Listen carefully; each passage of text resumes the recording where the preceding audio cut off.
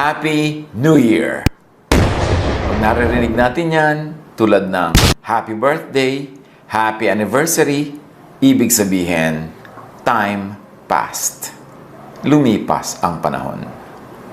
Nais kong bigkasin ang ilang mga linya sa tula na To the Virgins to Make Much of Time by Robert Herrick.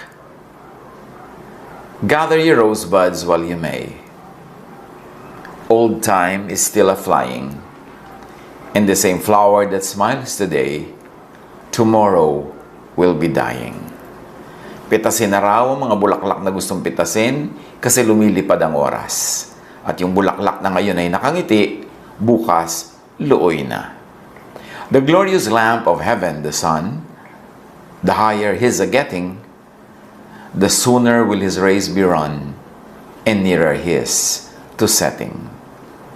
Ang ningning daw na araw, habang tumataas sa bubong ng langit, papalapit na rin ang kanyang paglubog. Yun ang pag-andar ng panahon, laging umaandar. Time flies though it has no wings.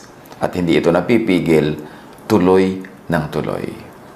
Pag sinasabi nating Happy New Year, Happy Anniversary, Happy Birthday, anong ibig sabihin natin? How can one be happy? By having a happy new mind. Sapagkat ang kaligayahan, ang kasiyahan ay nasa paraan ng pag-iisip. At yan ang pamagat ng ating pag-aaral ngayon sa pagbubukas ng isa na namang bagong kabanata ng buhay ng isang bagong taon. Happy New Mind. People are born. People grow old. People grow up. And then, people die. Yan ang katotohanan ng buhay na hindi naman napalitan mula noon hanggang ngayon. The older you grow, the more people you know die. The more funerals you attend. Kaya nalalaman mong medyo nagkakaedad ka na, padami ng padami sa mga dati mo ng contemporaries o kilala, ang nag-iisa-isa ng umuwi sa Diyos. At parami ng parami ang mga pagdalo mo ng mga libing at kung ano-anong mga lamay at kung ano-anong mga memorial services. Sa buhay kasi sa una, kayo ang grade 1. Yung batch mo, paggising ng yung isip, grade 1 ka, may mga lolo at lola, tatay at nanay, may mga uncle at auntie. Pagdating ng panahon, kayo na ang uncle at auntie, batch nyo na ang tatay at nanay, then nagiging kayo ang mga lolo at lola, and sooner, kayo na ang graduating class.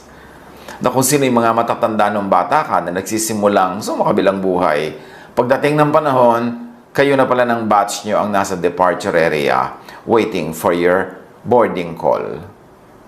Job 34:15, all humanity would perish together, and mankind would return to the dust. Hindi dapat ikalungkot.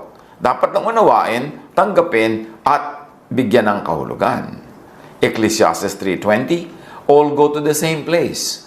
All come from dust, and to dust all return. Walang exemption. Kaya ikaw ay pharaoh ng Egypt, emperor ng Rome, o datu ka ng barangay, pare-pareho lang. Ecclesiastes 3:2, there's a time to be born and a time to die. It's a fact of life.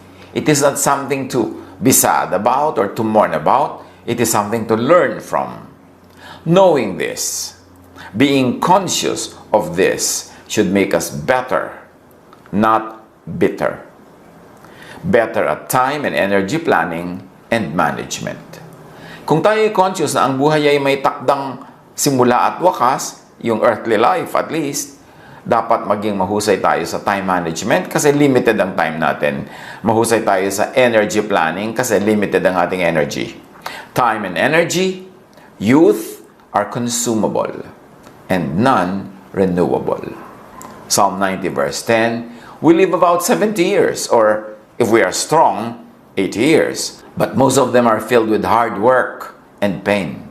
Then suddenly, the years are gone and we fly away.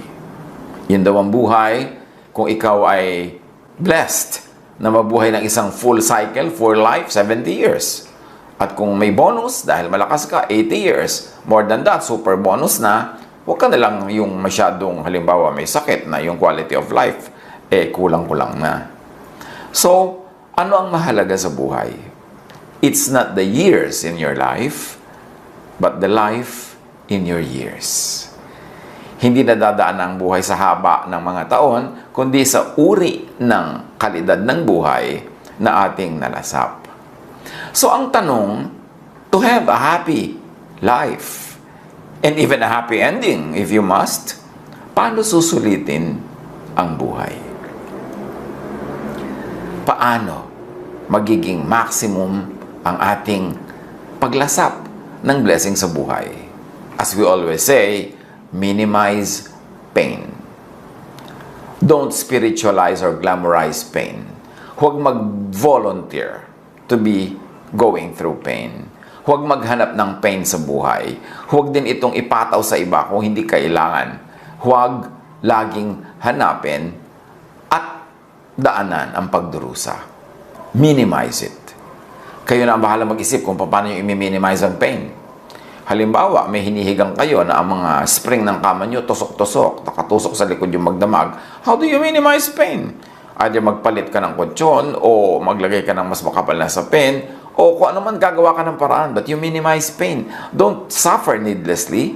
Pag naiiwasan ang pain, iwasan. Pag nababawasan, bawasan. Ano man yon? Pain sa body, pain sa spirit, pain sa emotion, pain sa relationships. Maximize pleasure. Don't demonize pleasure tulad ng ginagawa ng maraming relihiyoso. God gave us all the nerve endings in the correct places so that those nerves will be tickled, titillated, and satisfied. God ang nagbigay ng ating body, God ang nag-design ng ating systems, kaya makikita natin, we were designed for pleasure.